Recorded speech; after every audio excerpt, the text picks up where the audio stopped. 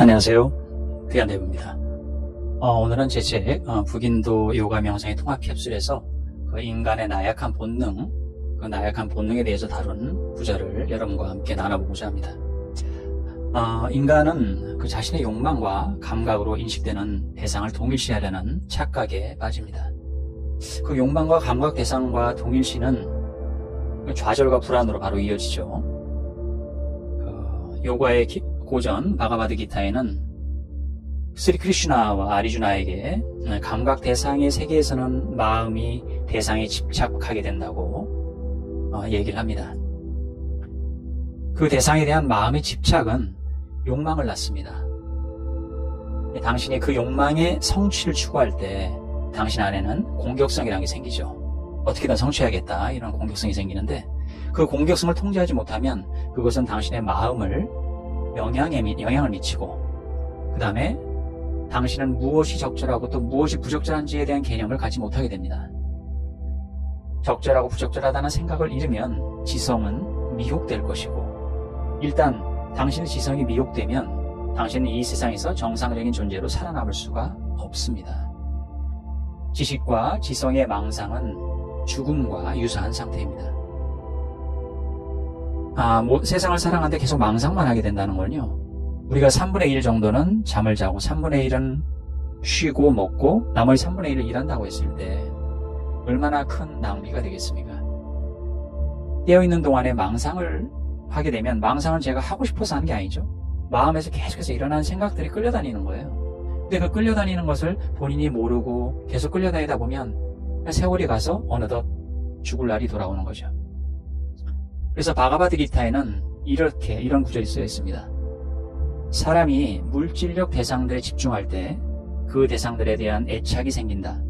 그 애착으로부터 욕망이 발생하고, 욕망으로 인해서 분노가 생긴다. 분노로 인해 혼란이 생기고, 그 혼란으로 기억력이 손상된다. 기억력의 손상으로 지성이 망가지고, 지성이 망가지면 사람은 멸망한다. 이렇게 쓰여 있습니다. 요가 수행자들은요, 우리는 무엇을 위해 세상에 왔는가라는 맥락에서 생각을 하기 시작했습니다. 당신은 아이를 낳고 게임을 하고 학교에 다니고 또는 사회에서 살아남을 수 있게 기술을 배우고, 또 당신은 직장에 들어가 그 직장에서 일합니다. 때때로 당신은 그 직업에서 성장하고 승진도 하죠. 그러나 당신이 낮은 단계에 있든 높은 단계에 있든 당신은 여전히 직업을 추구하고 있습니다. 당신은 가족을 부양하고 그에 따른 어려움을 겪게 되며, 또 걱정은 당신 삶에 통합되고 내재된 부분이 됩니다.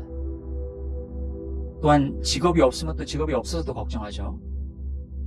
또 당신은 직업을 가질 때도 걱정을 합니다. 아이가 없으면 아이가 없어서 걱정, 아이가 생기면 또 아이가 생겨서 걱정, 음식이 없으면 걱정합니다. 음식을 먹으면서도 걱정합니다. 부유함이 없을 때는 당신도 걱정하죠. 당신한테 부유함이 생겼어요. 그런데 부유함이 생기면 그걸 지키려고 또 걱정합니다. 누군가에게 뺏길까봐 걱정하죠. 걱정이 계속되고 결국 임종할 때가 돼서 걱정이 자신에 대한 미안함으로 바뀌죠. 내가 한 생을 어떻게 살았나, 내가 뭐 하면서 살았나, 이런 미안함이 되겠죠. 수행자들은 생각했습니다. 이게 뭘까? 모든 사람이 이런 삶을 살아야 할까? 사람들은 때로는 소수의 친구가 되기도 하고, 때로는 소수의 적이 되기도 합니다. 때로는 소수의 지지자가 되기도 하고, 때로는 소수의 비판자가 되기도 합니다. 이것이 인생이 제공하는 전부인가?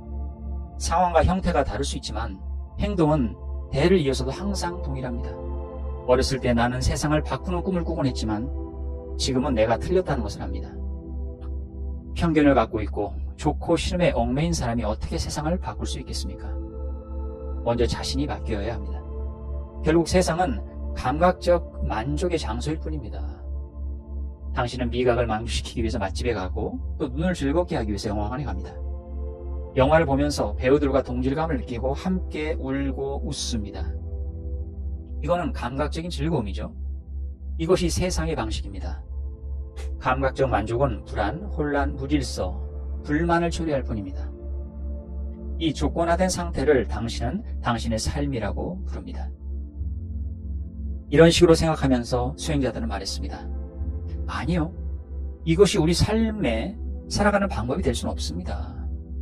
더 나은 방법이 있어야 합니다. 왜 우리는 운명적으로 정해진 조건에 따라서 이 삶을 살면서도 동시에 삶의 조건으로부터 자유를 경험하려고 노력할 수는 없는 걸까요? 방법이 있는 걸까요? 할 수는 있는 겁니까? 이렇게 생각하기 시작했어요. 시간이 흐르면서 요가 수행자들은 그것에 대해서 생각한 후에 결론에 이르렀고, 아, 그렇습니다. 인생에서 점차적으로 자신을 벗어나는 것은 가능합니다. 라고 말했습니다. 어떻게? 성격의 다양한 영역과 측면을 미세 조정함으로써 가능합니다. 어떤 분야와 측면이 있나요? 그들은 예를 들었습니다. 아주 유명한 예죠. 인도 전통 악기 딴프라 현으로 된 악기인데요. 기타랑 비슷하다고 생각하시면 되죠. 이 4개의 현을 제대로 조율하지 않으면 음악이 아닌 소음이 나오지만 제대로 조율이 되고 공명이 되면 이 4개의 현만으로 아름다운 곡을 연주할 수가 있습니다. 수행자들은 딴프라를 조정하는 것과 마찬가지로 인생도 조정해야 한다고 말했습니다. 몸, 마음, 감정, 정신, 이 사이의 조정이 이루어져야 합니다. 몸, 마음, 감정, 정신, 이 사이의 조율이 이루어져야 되는 거죠. 그리고 물질과 에너지 사이의 조정이 이루어져야 됩니다. 우리가 물질에만 너무 빠져 있어도 안 되고 에너지 쪽으로만 빠져 있어도 안 되죠. 조정이 이루어지는 거죠. 그 중간 단계가 어딜까? 이 조정을 이루지 않는 한 당신의 삶은 행복하지 않습니다. 그리고 자신을 향상시키려는 삶의 목적과 열망을 깨닫지를 못합니다. 요가의 기본 철학은 머리, 가슴, 손, 이 3가지가 통합되는 시스템을 만드는 겁니다. 머리는 뭔가요? 생각하고 가슴으로 느끼고, 손은 뭔가요? 뭔가 움직여서 일을 하고, 이 3가지가 통합되지 않으면 여러분은 완전한 인간이 될 수 없는 거예요. 요가의 목적은 거기에 있는 거예요. 이것은 스와미 시바난다, 인도의 스와미 시바난다 성인의 말씀이었죠. 그래서 지성, 감정, 영적인 열망, 그리고 세계의 사회와 물리적인 상호작용이 이루어져야만 앞으로 계속 이 상호작용이 이루어지면서 그게 균형을 이루어야만 당신은 지금까지 사는 방탕한 방식보다는 좀 더 좋고 조화롭고 좀 남을 좀 위하고 그리고 나도 위하고 그렇게 일어날 수 있는 거죠. 마음의 방탕한 본성은 모든 사람의 삶의 슬픔의 원인이 됩니다. 마음은 항상 누군가와 연결되어야 하기 때문이죠. 사람들은 가정에 문제가 있을 수 있습니다. 남편과 아내 사이에 불화가 있을 수 있고요. 며느리와 시어머니 또 불화가 있을 수 있죠. 그것들로 인한 슬픔을 겪습니다. 왜? 그것은 연상, 애착, 기대 때문입니다. 직장에서도 불화가 있을 수 있고 그로 인한 불안과 슬픔, 긴장감을 느끼게 될 겁니다. 어디에서나 마음은 슬픔과 긴장, 좌절과 동요의 원인이 됩니다. 그 원인이 뭐라고요? 마음이라고요. 그래서 요가는 아주 간단한 과정을 거쳐서 탄생을 했습니다. 수행자들은 이렇게 얘기했어요.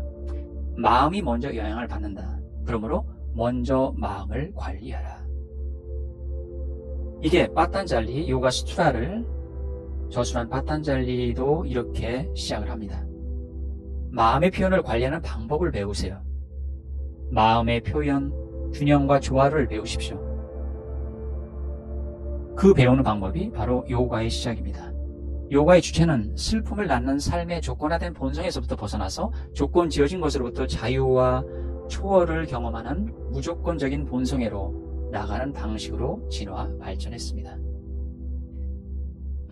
그런데 요새의 요가는 어떻죠? 여러분들이 아는 요가는 그냥 단순하게 스트레칭하고 몸만 관리하는 운동이 되어버렸죠. 실제적인 요가를 우리는 가져왔지만 실제적인 요가를 하지 못하고 운동으로 변질을 시켜버렸습니다. 그래서 그것을 어떻게 하면 실제적인 생활에 도움을 줄 수 있을까? 어떻게 하면 이렇게 쉽게 시작할 수 있습니다라고 해서 지어진 책이 제 책입니다. 제 책은 제 말이 아니고요. 성인들, 인도에서 그동안 살아 숨쉬었던 많은 성인들, 수행자들이 거쳤던 과정을 일목요연하게 비하르 요가 학교를 거쳐서 일목요연하게 정리해 놓은 겁니다. 그래서 그걸 읽어보시면 내가 실천에 어떻게 하루하루 매일매일 시간을 어떤 식으로 쓸 수 있고 어떻게 내가 나아갈 수 있고, 어떻게 운동하고, 또 어떻게 마음 관리하고, 어떻게 명상하고, 차례차례 다 적어놨어요. 그러면 내가 그대로 실천만 해보면 되는 거예요. 하나하나 마치 학교에서 하나하나 따라하듯이, 선생님이 가르쳐준 대로 하나하나 따라하듯이 해보면 내가 쉽게 접할 수 있는 게 무엇인지 바로 알게 됩니다. 그래서 여러분도 이번 기회를 삼아서 한번 요가, 진정한 요가의 정신, 그 다음에 요가를 통해서 요가를 제대로 써야죠. 제대로 한번 써보는 그런 기회가 되기를 바랍니다. 감사합니다.